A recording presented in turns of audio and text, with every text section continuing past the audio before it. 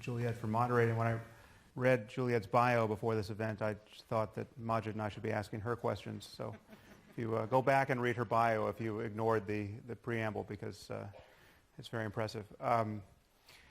So yeah, I had been studying philosophy and I've been kind of self-taught in religion for the decade of my 20s. I was very interested in religion and spiritual experience. I spent a lot of time in India and Nepal studying meditation. And a full decade reading in religious traditions, East and West. Decided to go back to school to do a PhD in what ultimately became neuroscience. I thought I would do a PhD in philosophy, but then I kind of got sick of hearing the philosophers wait around for the results from neuroscience labs when the conversation turned to the topic of consciousness and the nature of the mind, which is really the center of my interest. So I was in the middle of doing a PhD in neuroscience, actually studying belief at the level of the brain, using fMRI, functional magnetic resonance imaging, to study human beings believing or disbelieving various propositions. And then people started flying planes into our buildings on the basis of really explicitly held religious beliefs. So my career as a writer, really the first few books, is what 9/11 did to my intellectual life. Essentially, it kind of preempted my research in neuroscience.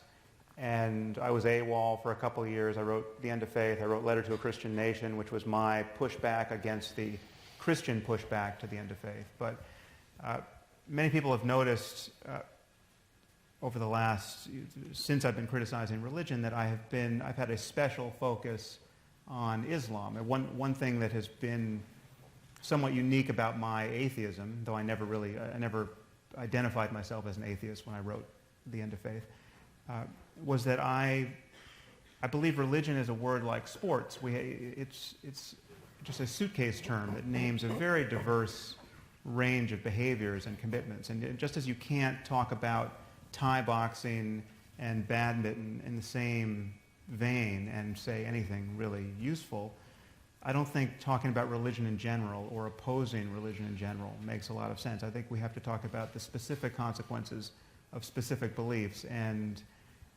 I don't think I'm alone in worrying that there are specific beliefs within the tradition of Islam that are uniquely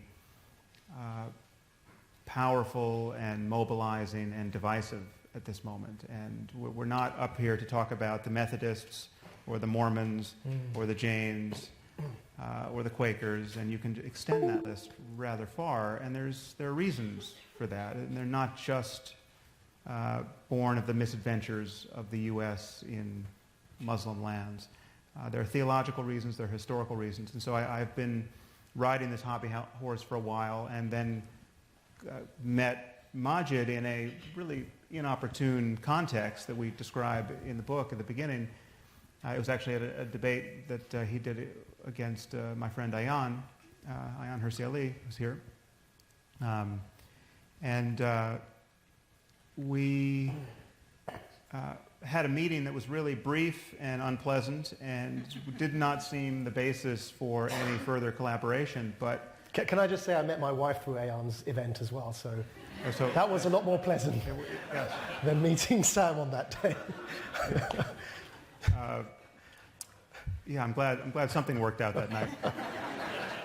Unfortunately, she isn't here, but... So, in any case, it really did not... I was surprised. I kind of engineered this conversation with Maajid that I thought was initially going to be just a blog post. I got on the phone with him, and we just rolled tape and just watched what happened. And we started having such a productive dialogue that I thought we really should write a short book. And it's been a pleasure to collaborate with him. And the liberal or regressive liberal pushback against our effort that no doubt we'll talk about has really been amazingly cynical and ugly. And there are people, I don't know if we should name these people or not, I'll let Maajid decide, but one person on Twitter who has some platform called Maajid my lapdog. He talked about what an obscenity it is that a white non-Muslim like me would think that he could write a book about how to reform Islam. And then when someone pointed out that I had a co-author on this book, Maajid, he called Maajid my lapdog. Well, if you read the book, you'll see that if anything, my views and my way of speaking about this problem have been more modified than Maajid's by our collaboration. So it's a very interesting context in which we're having this conversation. So based on the substance of the book, let's just begin with whether, what is Islam? Because you raise a particular question at the beginning of the book. Is it a religion of war or peace? And there's one narrative, which is it's been hijacked by radicals and extremists who are purporting to be of a certain faith and acting in ways that we all see on the front pages of the newspaper.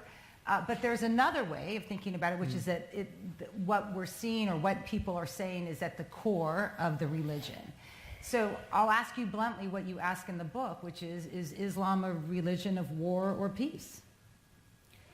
Well, I'll take the first whack at that. I think we have different instincts, I think, Maajid and I here, and my instincts for many conversations now are to defer to his instincts, because I think I had no interest in winning the debate for atheism against religion in my conversation with Maajid. I was not trying to convince him that there is no God or that it's illegitimate intellectually to think that the Quran is in some sense, a divinely inspired book. That's not my purpose, and though I still hold those views, the real purpose of our collaboration is to figure out some path forward, politically and intellectually and ethically, to arrive at a future where we're not seeing the kind of mayhem and callousness and divisiveness born of religious differences. And so, Maajid takes the line in the book that it's neither a religion of war nor a religion of peace. It's a religion, and all religions have their toxic and their benign aspects, and it really depends on just what you emphasize. I'm a little more. I think if you just catch Maajid at that moment, if that's all he says, what he's saying is indistinguishable from many apologists who are actually playing hide the ball with the articles of faith here.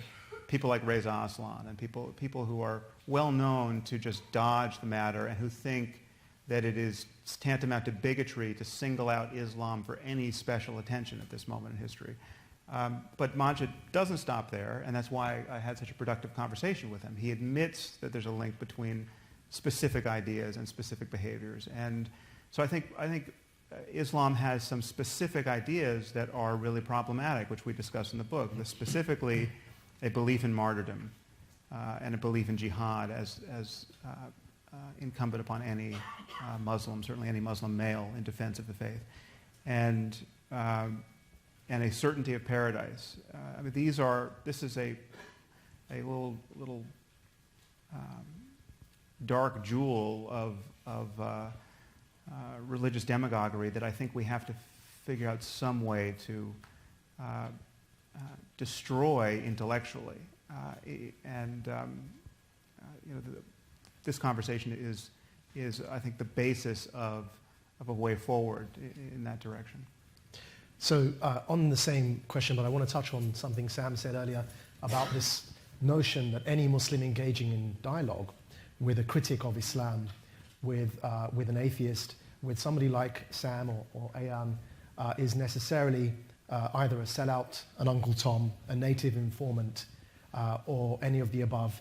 Yesterday, by a non-Muslim, left-wing, white, and particularly silver-spooned critic, I was called an Islamophobe. I want to address this head-on before we proceed, if I may, because I think it's disgusting to delegitimize my voice in that way. And what I would like to say to them, and I hope they're listening, is the day that you have had to dodge neo-Nazi hammer attacks on the streets of Essex, as I have, the day that you've been arrested at gunpoint and profiled by police at the age of 15, as I have, the day that you've forcibly had your DNA taken from you and profiled at airports, as I have, And the day that you face the grip of a torturer in Egypt's dungeons because of your Islamist political views, as I have, is the day you get to talk to me about Islamophobia. The day you are born to Muslim parents, are a Muslim yourself and have a Muslim child, is the day you get to talk to me about anti-Muslim bigotry. Until that day, being a non-Muslim, and particularly being a white male, to speak to me and to police my conversation about my own religion and its future in this world, and to choose for me who I'm allowed to speak to, is a form of colonial patronage that I could do without. It's a reverse form of racism. It's a policing of the conversation. It's born of a racism of low expectations, because it assumes that the only good, it's the true good Muslim, bad Muslim game, by the way, because it assumes the only good Muslim is the angry Muslim. And there happens to be a bit of a brain malfunction in the heads of these people who assume that despite the fact I've been through all of that, I'm not sitting here in front of you ranting and raving and spitting and frothing at the mouth. Therefore, because I'm not angry, somehow I'm not the good Muslim. It's patronizing in the extreme. And in particular, as I said, the two people who have named, Sam's, I think, mentioned one of them, the two people who have called me a native informant or an Uncle Tom or an Islamophobe, both happen to be non-Muslim, white, middle-class American males who haven't seen any of what I've just described. And I think they need to just stop and check their privilege, first of all. And it's sad that the debate has got to this. To very quickly answer your question, therefore, I have a right to have a view on that question. And that question, whether Islam is a religion of peace or a religion of war, for some Muslims, it's a religion of war. For the vast majority of Muslims today, it's a religion of peace. Just like for the US, for Americans, for some Americans, the US Constitution supports the right to abortion, and for others it doesn't. The same document, the same text, is the subject of dispute and fierce dispute in this instance. And one of the things that we discuss in this dialogue is that actually if Islam is only what Muslims make it through the process of ijtihad or interpretation, if the vast majority of Muslims today are not jihadists, then only because that's what Muslims are interpreting it to be, today it happens to be by majority rule a religion of peace. But that's not to say that there is an incredibly vocal and disproportionately prominent minority within our own communities of Muslims who subscribe to the view not only that it's a religion of jihad and war, but are actually fighting and engaged in that war. And it's that vocal and organized, highly organized minority, as represented by ISIS, in some instances they're controlling countries, that we must challenge head on and accept the fact they exist and not obfuscate and bury our heads in the sand and pretend that this isn't really a problem. So just to pick up on this, because both of your answers, both the first part, which is helpful for people to hear, and the second part are related in the sense that this colonial patronage, or what you both so adequately call in the book the Voldemort effect, that our inability to actually say the name, which is, it is not extremism, it is Islamic extremism, and you both criticize, or at least you criticize the Obama administration about its failure to sort of use the language or admit what it is.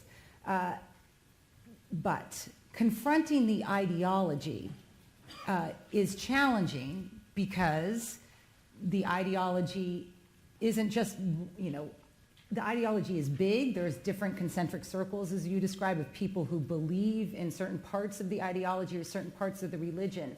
So how do you get people to actually talk about the ideology and begin to reform it or rethink it or become nonviolent if we're also afraid to even say, this isn't extremism, it's Islamic extremism? Yeah, I mean, I read all the Harry Potter books in prison,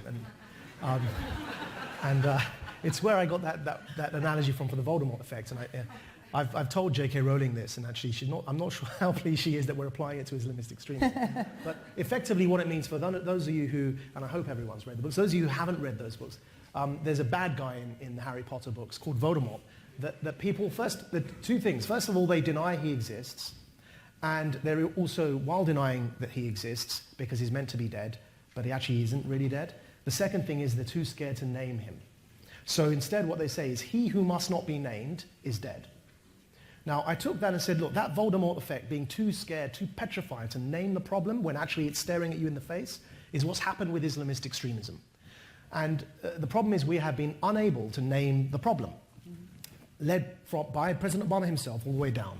Whereas actually recently, Prime Minister Cameron, not least because we've been working through Quilliam very hard to advise him on this, but among many others, has named the Islamist ideology just last month in his speech and his intervention on this debate. I'm hoping the next president of the US does the same. What's the problem with not being able to name the problem? There are two problems here. External to Muslims and within Muslim communities. If we can't name Islamist extremism and we just say the ideology of extremism, the problem is that outside of Muslim communities, many non-Muslims will assume you're talking about Islam, the religion itself, and all Muslims. That's the first problem, because by not naming it, you're blurring those lines and you're increasing the obfuscation. And trust me, there are a whole bunch of nut jobs out there who would take delight, who would take pleasure in stigmatizing every single Muslim, which Sam doesn't do, nor does Ayan. They don't do that. I've personally spoken to both of them about this, and in many instances watched their speeches. But there are plenty of people out there that would like to do this. So that's danger number one. By not naming it and isolating it from the religion, you're blurring those lines and making it easier for people to blame every single Muslim. The danger within Muslim communities is that by not naming the problem, we are disempowering the voices of those reforming Muslims who are attempting and struggling, who are vulnerable within their own communities and who are struggling to bring about that reform dialogue within Muslim communities. We are disempowering their voices. We are not allowing them to make the case within the religion of Islam to say, the problem isn't Islam, fair enough, but there is something we have to address. And that something is this Islamist ideology that has hijacked our voice. But actually, by depriving them of that language, what are they left to say? How are they meant to have that debate? And instead what happens is every gay Muslim, every feminist Muslim, every liberal Muslim, every dissenting voice is silenced, is shut down, is stigmatized, and those who shout the loudest are the ones dominating the discourse. And then we complain when mainstream society says, where are the moderates?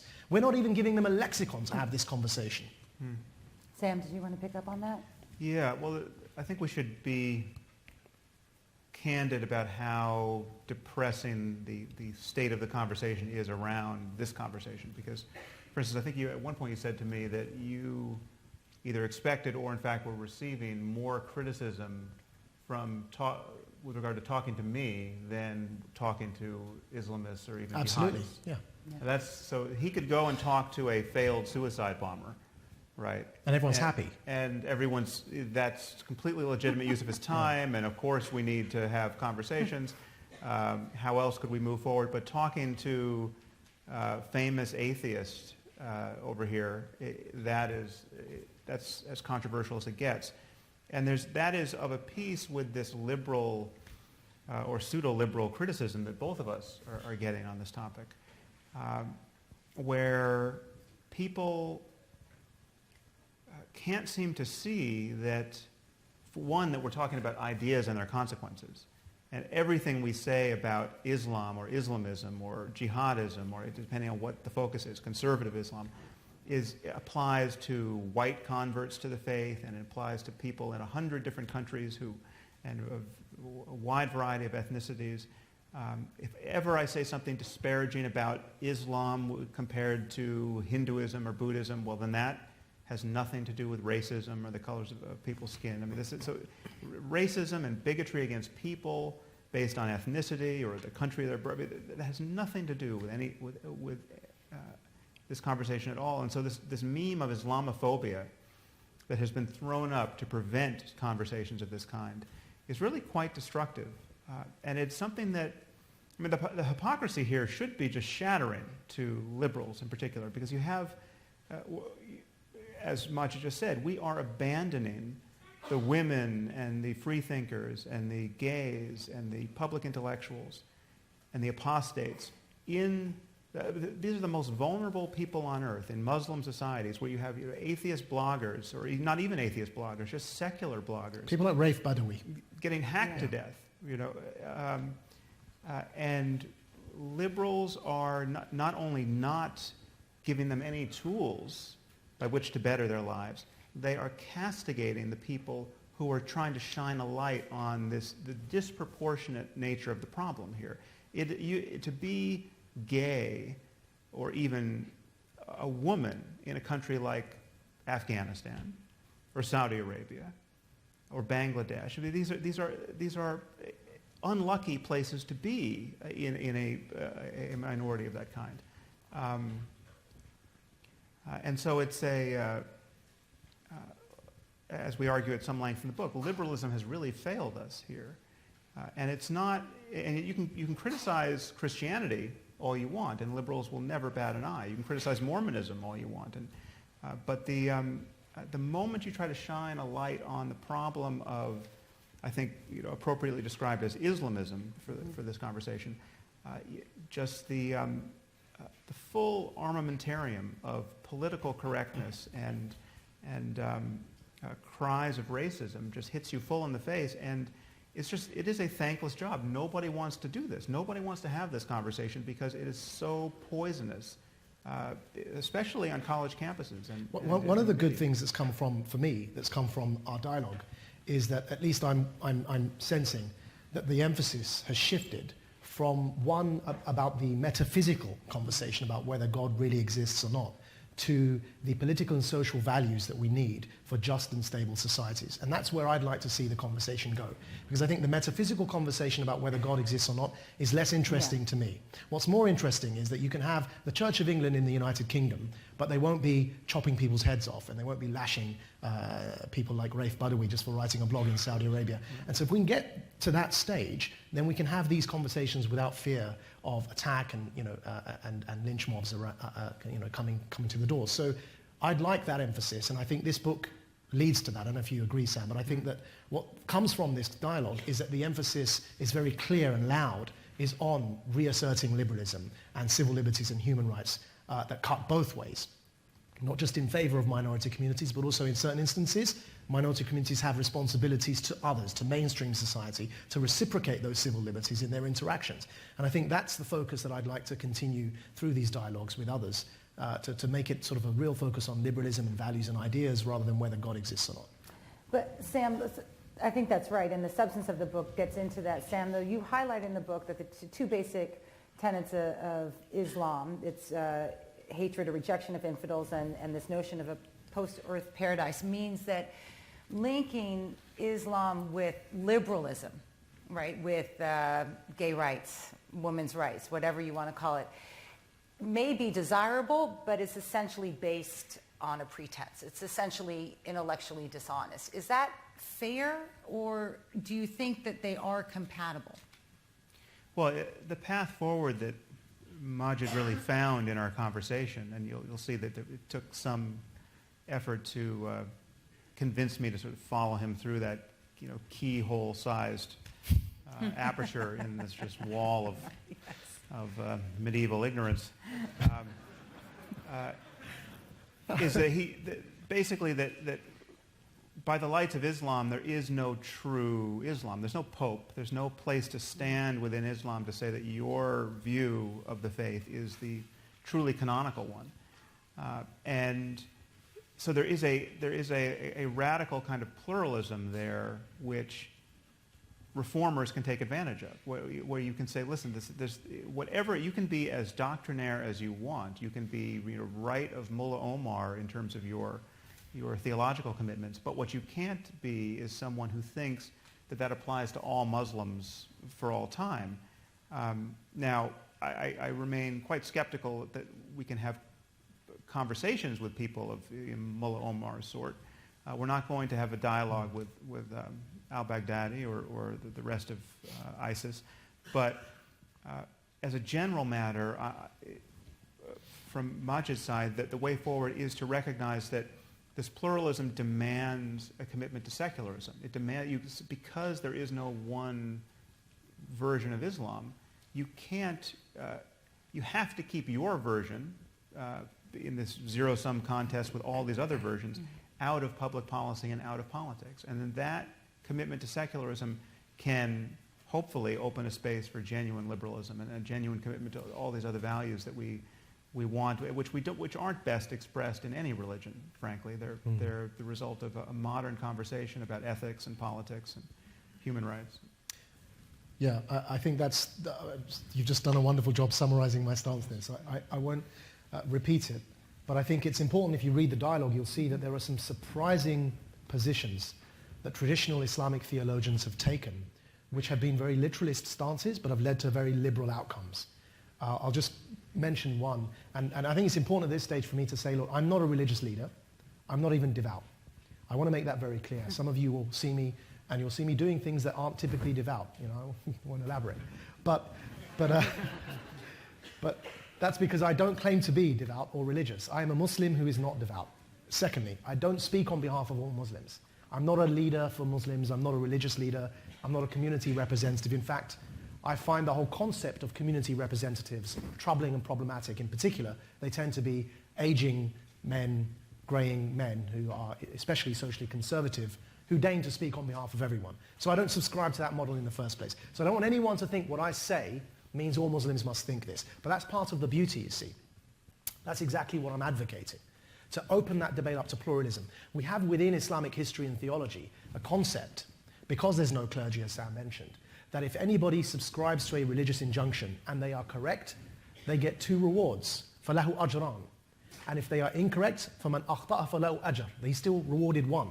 Because that process of legal interpretation from the scripture is not wrong if you're legally qualified to do it. And the rest of the people, known as the awam, the followers, the muqallideen, those who follow a theologian, aren't judged for whichever option they choose. So there's one example I'll give you from the dialogue that I mentioned in discussion with Sam.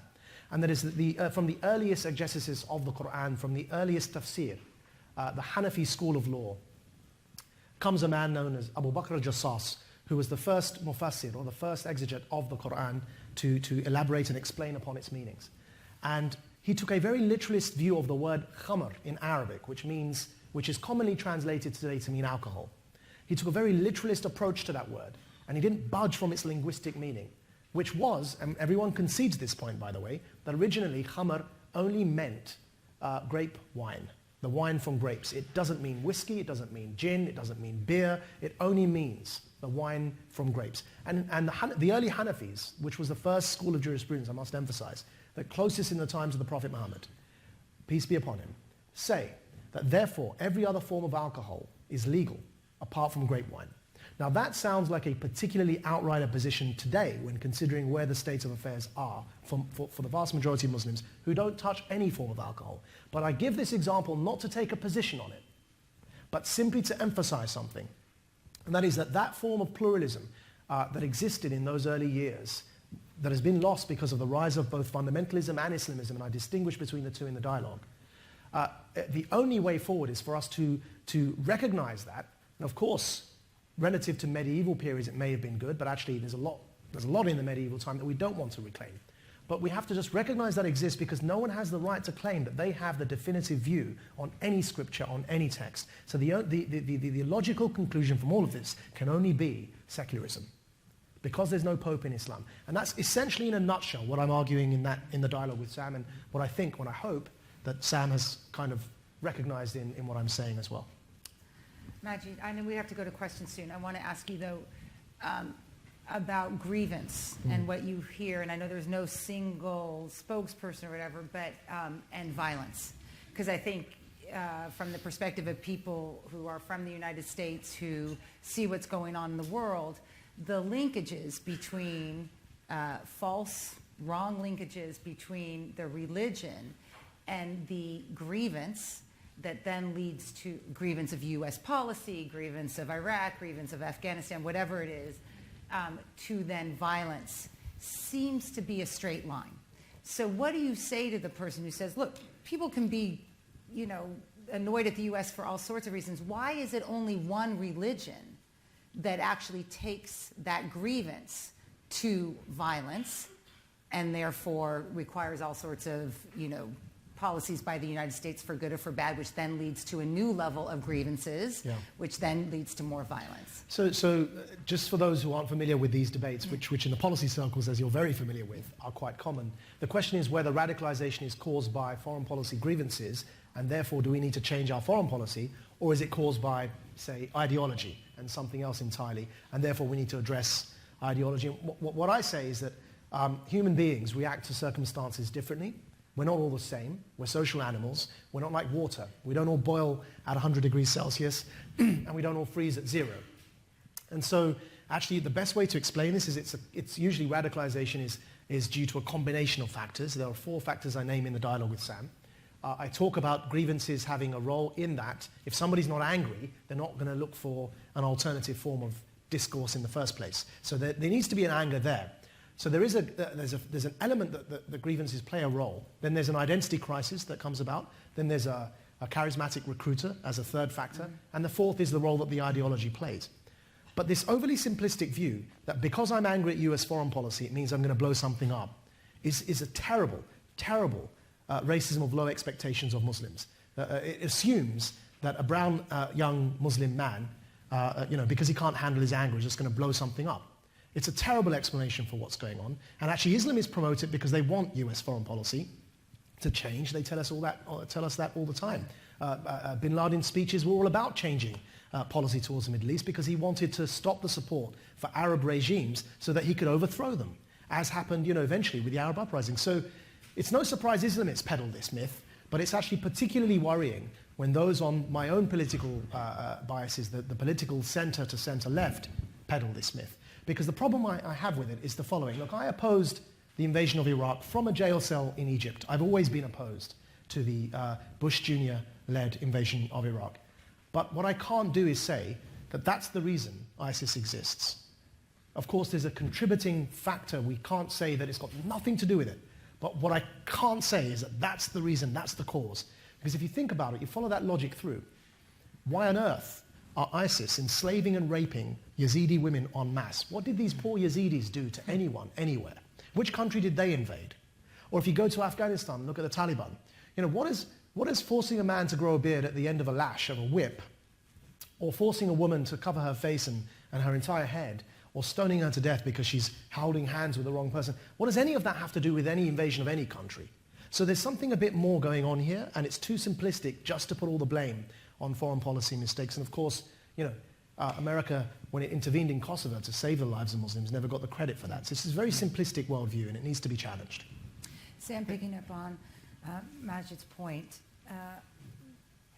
for a well-known atheist, why are you engaging in this conversation? I mean, what is it that would be, let's say I know you're not in politics, but that you would want to see change because of this conversation? Or is it just a good conversation to have? Well, I think this is the political and ethical problem of our time. I mean, in the largest, most generic sense, I think the contest between good ideas and bad ideas, and the contest between good methodologies at arriving at ideas and bad ones, I think that is the most important distinction to get right, both personally and at the level of societies. And religion at this moment has a monopoly on being able to promulgate bad ideas without the usual collisions with clear-thinking people in the world. There's a taboo against criticizing bad thinking, illogical thinking, false claims to evidence, false claims to knowledge. And I think this has just a destabilizing effect on human cooperation in general, because all we have is a choice between conversation and violence when things really matter. And when you're telling me that there's certain things you know to be true, but the way you know them is not based on any kind of publicly available mode of evidence or reasoning, and these things are not only non-negotiable, they're the most important principles in your life, this is intrinsically divisive. And this worries me across the board with all religion, but with certain religions, their commitments don't matter all that much. The fact that Jains won't kill animals and are rather dogmatic vegetarians, that's not a problem for anyone. And we're not going to see Jain terrorists insofar as they are, and this is why fundamentalism is a term of art and a red herring. The fundamentalism is not a problem if the fundamentals of your religion are totally benign. The crazier you get as a Jain, the less anyone has to worry about you. And that is rather obviously not true of Islam as a religion. nor is it true of many other religions. But Islam has a few variables that we've just touched on briefly that are uniquely problematic. And if I could just touch on this notion of grievance that Maajid just discussed, I think we also have to admit that certain grievances really are just born of religion. They really are just theological. Mm-hmm. And if you push back hard enough on the theology, discredit the theology, that is what you need to do to contain the risk born of these grievances. And so, drawing cartoons about the Prophet Muhammad, right? Mm-hmm. Now, if I took out a piece of paper now and drew a cartoon, a stick figure, and said, "This is Muhammad," it's not implausible to worry that the rest of my life will just be this deranged attempt not to be killed by some religious maniac who thinks I have crossed a line there. There's only one religion on earth today that is doing that to people, and this is not based on U.S. foreign policy. It's not based on anything other than specific religious ideas. And that what liberals have, where liberals have grown confused on this topic is they think there's some tension between free speech and freedom of religion, whereas there's not. If your free exercise of your religion requires that I follow its precepts, that's not freedom of religion. That is theocracy. Mm. Right? And there's nothing I could say on this stage tonight that infringes upon anyone's freedom of religion. There's nothing. People have the political freedom to practice whatever faith they want in this country, and we all, as just sane participants in a civil society, have to recognize that all of these religious ideas have to be on the table to be criticized, mocked, satirized, and that has to be the line between free speech and its erosion. That, for me, is the most crucial line to be very clear about. Yeah, what we say, there's a maxim that we use in the dialogue that no idea is above scrutiny and no people are beneath dignity. Just to touch on the point Sam just made, scrutiny, satire, critique of any idea must necessarily be not only allowed but actively encouraged. That doesn't mean that we pick on individual Muslim people. That's anti-Muslim bigotry. Let's put away the term Islamophobia. It's unhelpful because the term Islamophobia is used to silence the debate, as it has been done with me by a non-Muslim, interestingly. But actually it's used to shut the debate down, because actually what it does is it confuses the notion of critiquing any religion, in this case Islam as a religion, and picking on individual Muslim people. So for that I use the phrase anti-Muslim bigotry, which is real and it exists, especially in Europe, with the rise of far-right parties across the continent. It's real and it exists and it's a problem. But that's not the same thing as scrutinizing any religion, and in this instance the religion of Islam. So no idea is above scrutiny, and no people are beneath dignity. If you want to just imagine the line between those two, it's quite easy to imagine. There's a difference between Sam drawing a stick figure and holding up a stick figure and calling that the Prophet Muhammad. Incidentally, I retweeted a stick figure of Jesus and Mo, Jesus saying hello and Mo saying how you doing, and it was not offensive to me in any way, and I said Allahu Akbar minhu, which means God is greater than to take offense at this stick figure, right? And I got lots of death threats for it. But the difference between that, which is focusing on the founder of one of the world's greatest religions, my religion, and between that and actually saying all Muslims are inherently disease-ridden, rabies and vermin in the continent of Europe, and we need to cleanse Europe of them. That's a very, very different statement. And sometimes we just, in our anger, irrational anger, we confound and confuse those two. I was on the way preparing for this dialogue today. I was in the gym, working out. And in walks Sam. Actually, it's the first time I'd seen him for a long time, and I'm in the gym, and he surprises me. He appears in front of me. So I look at him, and I think, oh my God, I feel like a bit like Apollo and Rocky here. So Apollo lost, so you can be Apollo. But what happens is I'm in the middle of training, and Sam pulls his headphones out and says, you can tell them that I'm listening to Nusrat Fateh Ali Khan.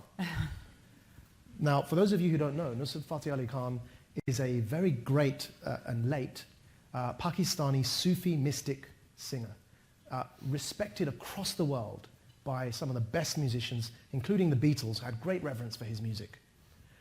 and he's a Sufi leader in Pakistan. I happen to have him on my iPhone as well. But the reason I mention that is here's Sam Harris, who's often accused of anti-Muslim bigotry. Let's put aside the fact that who on earth trains to Sufi mystical music in the first place, right? I mean, there's me with techno dance going in my head while I'm trying to lift these weights, and he's listening to very, very calming, soothing Sufi Muslim music while he's training. But putting that aside, you know, here's a man who's often accused of anti-Muslim bigotry, listening to Sufi music. Now, that's because he understands the difference between scrutinizing an idea and having or harboring anti-Muslim bigotry as a person. And if he didn't understand that idea, he would not be listening to one of the greatest Sufi mystics and musicians that Pakistan has ever produced. Instead, he'd be boycotting that man because he's a Muslim. And I think it's important just to emphasize that point and make that distinction. On that note, I'm going to open up the microphones to whomever wants to ask a question with an emphasis on question. Please identify yourself and ask a quick question of one or both of the panelists so that we can continue the dialogue. You can go ahead first, sir.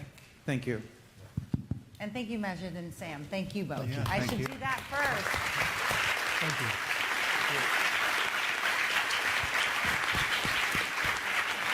And to say that we literally got through about 10% of the depth and sensitivity and creativity of the book is an understatement. So stay tuned. Hi, thank you both. My name is Zuhair Mazuz. I'm an Arab journalist. I wanted to say very frankly that I liked Mr. Nawaz's analogy between the debate happening in the Middle East, North Africa, and the one happening in the United States. You used the Quran to describe the debate happening in the Middle East, North Africa about governance, and then in the United States you used the US Constitution. And that to me is very symbolic of how far off these two regions of the world are from each other. These are not two types, in my opinion, these are not two types of government, these are two levels. When we ask whether Islam is a religion of war, of peace, my answer usually is that it does not matter. If you ask that question about Christianity in the United States, it won't matter because you live in a society that protects thought, freedom of religion, freedom of choice, freedom of conscience. And the dream of us, our dream in the Arab world is to reach that level where we can actually not care whether any religion is a religion of peace or war, because we are in a place that is governed by rule of law, freedom of choice, free speech, all these universal human rights. Which is why I have a big problem with the term Muslim world. Yeah. Can I have you ask a question now? Yeah, sorry. Thank you. That's okay. Yeah, So, good that was my question. Do you think we should keep using that term, or is it more convenient because it's simple for the rest of the world to understand us? Thank you. Okay, so may your kind multiply. I really, really hope that lots of young Arabs like you speak in the way that you just did, and it's incredibly encouraging to hear you say that. I agree with everything you said. If you notice in my responses to the questions, I don't say Muslim country, and I certainly don't say Muslim world. I say Muslim majority countries. To take Egypt as an example, 20% of Egypt's population are Coptic Christian. So it's not a Muslim country. It's a country for Egyptians. If we're discussing having a religious discussion, then that's why I'll say Muslim majority, because that 80% is a majority, but it's unfair on the minorities to call it a Muslim country. It should be a secular republic. Secular in the American, not the French sense of the word. So no, I don't use the word Muslim world either, because it unfairly homogenizes 1.6 billion people and assumes that they will think the same both in religion and in politics. And in fact, they probably disagree more with each other over religion and politics than Europe and America do. So it's an unfair homogenization, and I thank you for your intervention.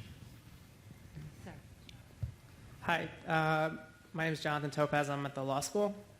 I just had a question. I was recalling earlier in the day a United Nations report that was describing the democracy deficit in the Arab world, and that report from maybe 5 years ago basically was running regressions and whatever they were saying, and said that the problem in the Arab world in terms of the democracy deficit, so to speak, has very little to do with Islam and has much to do with political, economic, social factors, institutions in the Arab world, and the fact that these countries are Muslim majority has very little to do with it. I'm curious why, when you're speaking about illiberalism, values towards women, things of that nature, why you believe that the isolating factor is in fact the Muslim religion, as opposed to some of those other factors that have driven illiberal societies there. Thank you. Sam. Was that for me or Maajid? Whomever. I happen to know because I've known that you have spoken about that a few times. We can give Apollo Creed a turn. Yeah. Well, I think again, it comes down to specific ideas and their specific consequences. So there are other variables in play on many of these questions, but when you ask, why, just let me take the most illiberal example we have currently. Why is the Islamic State doing the specific things they're doing? Why are they throwing gays off of rooftops? Why are they crucifying people? Why are they taking sex slaves? You can draw a straight line from those specific practices. I mean, it's exactly like asking, why do Catholics eat a cracker during the Mass? And say something about the miracle of transubstantiation. I mean, it is doctrine in practice, and I'm not discounting that poverty and lack of opportunity and being beleaguered by neighbors who are stealing your resources, or this deranges people in kind of a generic way, but there are specific versions of Islam. The political version we call Islamism for the purposes of this book, and I think that's a very useful term going forward, which are a kind of recipe for intolerance and in its various forms, whether it's intolerance towards women or gays or free speech or civil society as we know it. And it is separable from the other conditions on the ground. You can be very wealthy. I mean, so by your analysis, it is an absolute mystery why someone getting his medical degree in the UK, a third-generation British citizen, would go off to join ISIS and think it's the best use of his time to go saw the heads off of journalists and aid workers, right? And just to realize that the sawing the heads off of journalists and aid workers, that's not their My Lai massacre over there. That's not what some specific individuals did in extremis and then had to apologize for to their culture. That is their outreach to the rest of the community. That is their effort to put their best theological foot forward to the rest of the world. And some number of people find that incredibly attractive.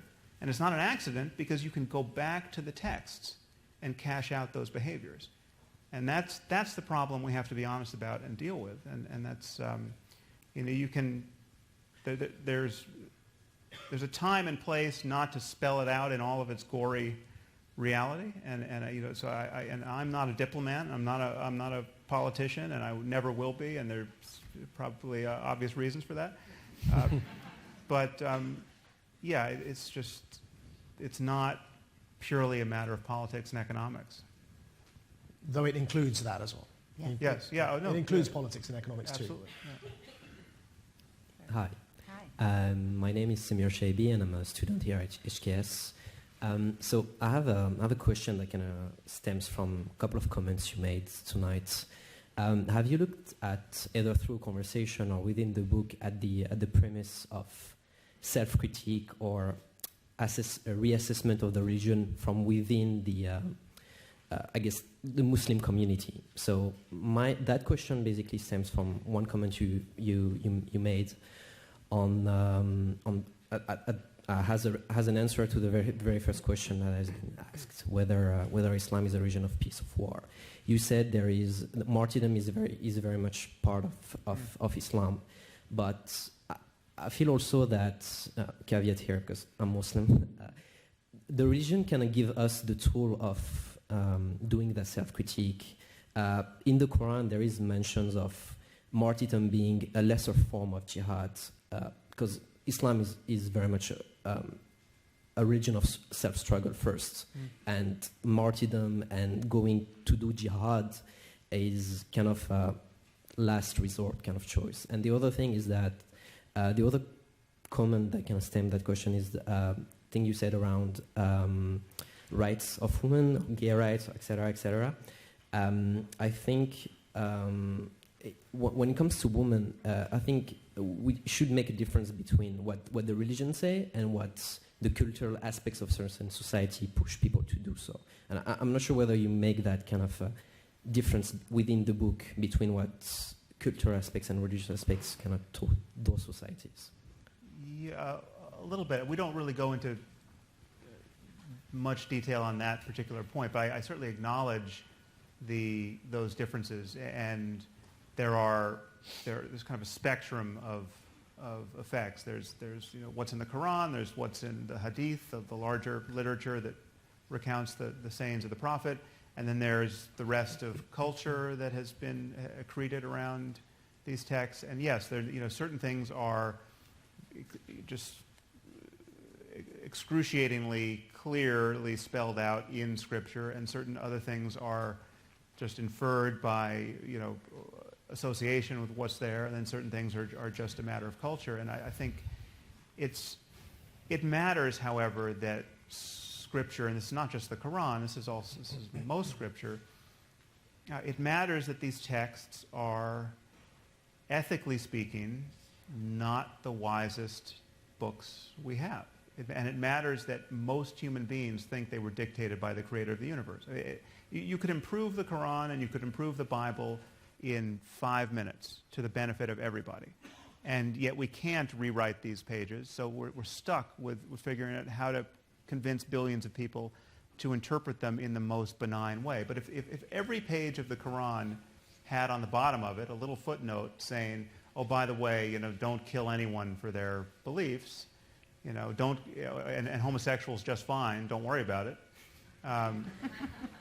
And women are the equals of men, despite what I seem to have said in these other surahs, women are every bit the equals of men, we would live in a better world. Muslims would live in a better world.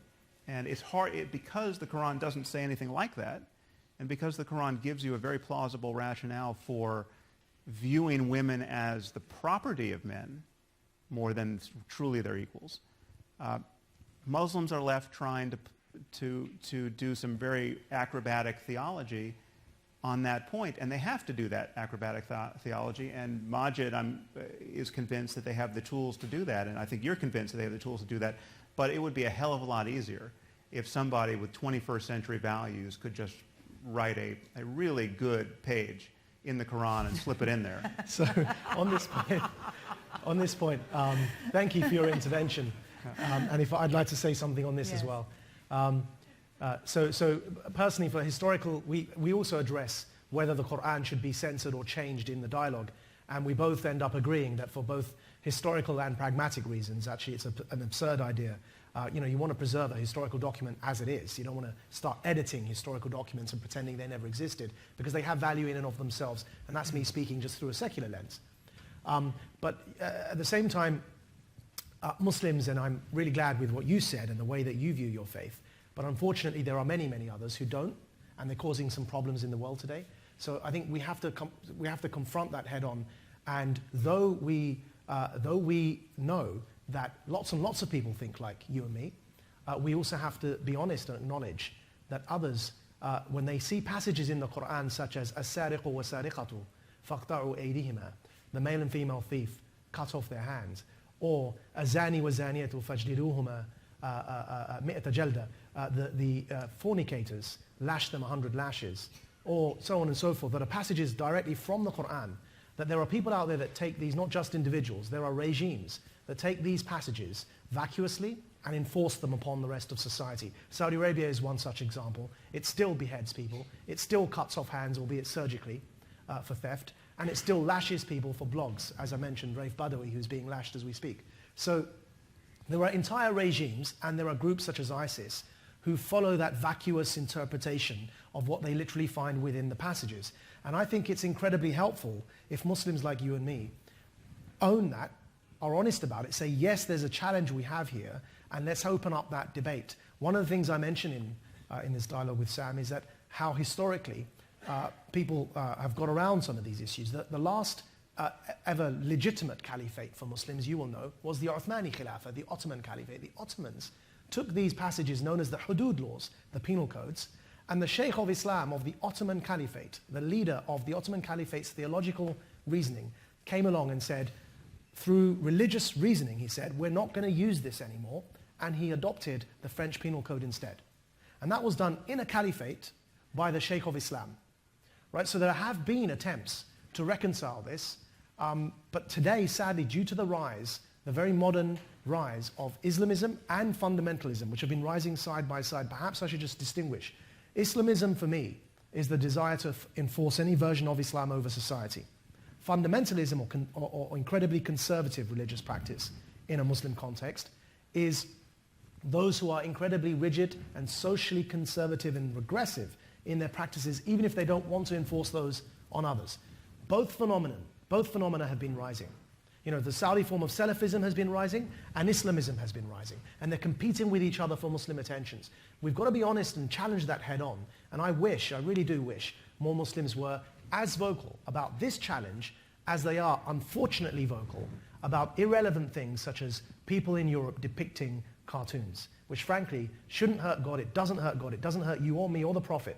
It shouldn't hurt anyone because it's a cartoon.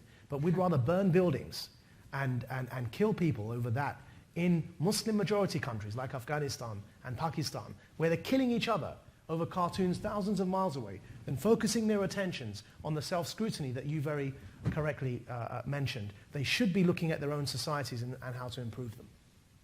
Thank you. So we are going past the allotted time, so I want to make sure, until I get the heave-ho, I'm looking over there. How about two more? And then, okay. So you and then you were the first. And I apologize to everyone about this, but lots of questions. Go ahead. Hi there. My name is Connor Riley, and I'm a junior at the college. And my question is for Apollo, but Rocky, you are welcome to hit me too if you are so Stuck. I forgot who I am. I'm Apollo? Okay. Yeah, I guess that's what we went with. So towards the beginning of the talk, you made a really interesting point about destroying an idea intellectually. But this is actually like fairly easy to do, like with colleagues and with papers and time. Like on an intellectual level, like defunding an idea is actually like not terribly difficult. But like it gets very difficult like when you're trying to do it culturally, and even more difficult when you're doing it on an individual level. Another example that isn't necessarily tied to Islam would be like global warming, right? There's overwhelming evidence from the scientific community that, you know, human behavior is affecting the climate. Yet you're going to have a group of the population who will sit there and no matter how much you speak to them will say that this thing isn't happening.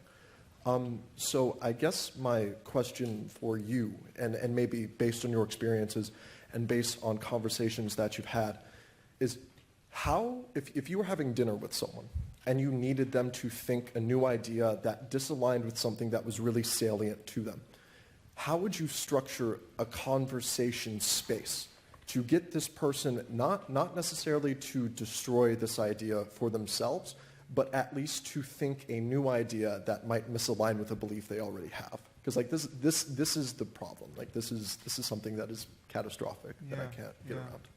Well, it's, as you say, it's a huge challenge, but it can be done. My inbox attests every day that it can be done. Many people think that based on, I don't know if it was George Bernard Shaw or Mark Twain, or I think they've both alternately been credited with this quote, but you can't reason somebody out of something they weren't reasoned into. But you've practiced it a lot. Yeah, but that's just false. I mean, you can reason people out of their deeply held beliefs that they didn't reason themselves into, but they're just acquired with mother's milk, or they reasoned themselves into, and they can reason themselves out of it, just based on some continued conversation. And do you do that with questions, or you do that with stubbornness? Well, Because, you do it you do it by continuing the conversation, and as long as, I mean, this is the crucial matter for me is, can we talk about it? There are certain people who are saying, listen, we can't talk about it. If you say X, Y, and Z, I'm just going to come and kill you, right? That's the really clear line between the 21st century and the 14th century, right? And we have to hold that line. And there are many, many liberals, far too many liberals, on this campus and every other, and in every journal, with prime offenders like The Guardian and The Nation and Salon. I mean, the people who are just giving away our freedoms with both hands, desperate to do it, and will condemn as a bigot anyone who complains. And so we have a battle for civilization right here that has nothing to do with suicide bombers. It has to do with people just totally losing the plot ethically and politically and intellectually. But yeah, it's just you have to keep putting pressure on bad ideas, because that's the thing about bad ideas. They don't respond well to pressure. They're people have internal contradictions in their lives that they can notice because they're, do you think prayer works? Many people say yes, absolutely. I think prayer works, and then you say, okay, well, we have a new airline where the pilots are just going to rely on prayer to land the planes. Tickets will be cheap, and you can very cheap. Sign up. Who's going to sign up for that airline? If the pilot comes over the PA system and tells you that he's convinced that prayer is all he needs to land this plane, you're just going to see just stark terror on the faces of even the most religious people, and so that's a contradiction that can be pointed out. And we have to do that 1,000-fold and just keep doing it. But as you say, global warming, evolution, these are the jury's not out on questions, and many people just don't subscribe, and it's a failure of conversation ultimately. Thank you. I want to thank this young man for ceding the microphone over, and to you for a question, because we wanted to get a diversity of questions as well. So thank you very much for your question, the last one. No pressure, right? Thank you again. So my name is Rana Abdelhamid. I'm a student here from New York City. And I just wanted to go back to your point about just the anti-Islamic bigotry and hate crimes.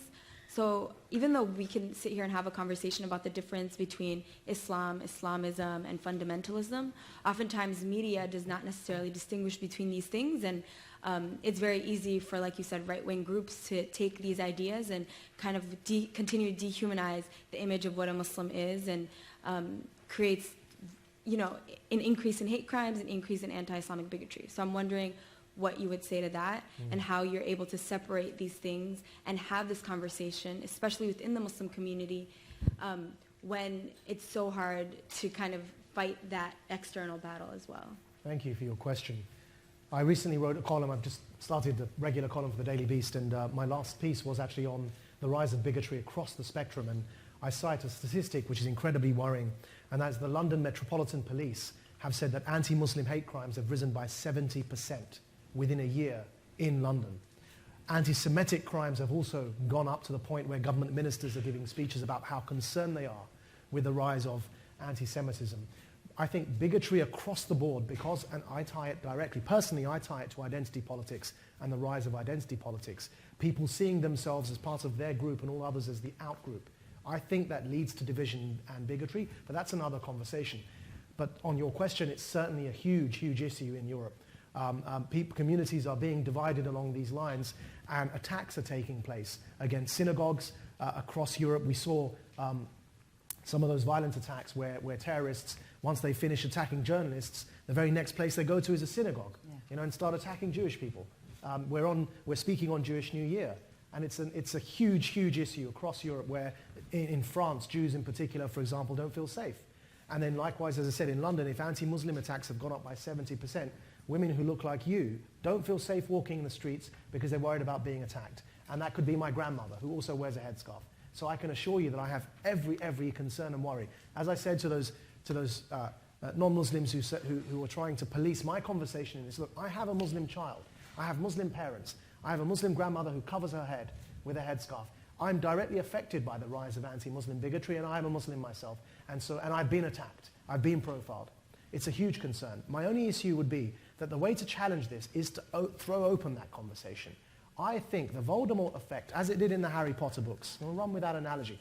If we don't name the problem, it increases the hysteria. And which was one of the genius aspects of J.K. Rowling's usage of this device, of creating an enemy that we're too scared to name, because it only increases the hysteria. If you can't identify what you're worried about, you end up generalizing about everyone. And so why I push the term, you can go online, there's a very polite and civil debate I had with Fareed Zakaria on CNN, on Anderson Cooper's show, about whether we should use the word Islamism or not. I like to think I did quite a good job. I mean, maybe Fareed Zakaria will disagree. But actually, I elaborated on this point, that if we as Muslims don't isolate Islamism from Islam and then define what we mean by Islamism, and say Islam by definition isn't definable because it's a religion like any other. It has all the denominations and sects and interpretations and disputations that all other religions have. But Islamism is this thing here, and we define it as a desire to impose any version of Islam over society. And that's what we're worried about. That's what we're challenging. If that's a Muslim-led conversation, you will find eventually that that understanding spreads, as it's done in this instance.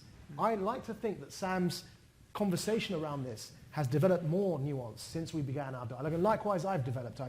Since discussing with Ayan and Sam on these issues, I've changed my views on many things. That's the beauty of conversation. And the only other alternative to this learning process that we all have to go through, and by the way, we'll make mistakes in the process as well. We will stumble and fumble our way through this. Sometimes I'll say something stupid, sometimes you will, many times he can. But you know, by making these mistakes, we learn together. If our intentions are there to have this dialogue and get through it together, we'll make progress. The alternative is to shut the conversation down, to muzzle people, to prevent them from speaking. And all that does, and I've seen this from my own life experience, is it increases the hysteria, the division, the enmity, and then people do start generalizing because they're not allowed to speak about it. So that's my take on that. But thank you. That's a great end. Maajid Nawaz and Sam Harris, I want to thank you both. Thank you. And thank the audience for your listening. The book, once again, is Islam and the Future of Tolerance, a Dialogue, Harvard University Press.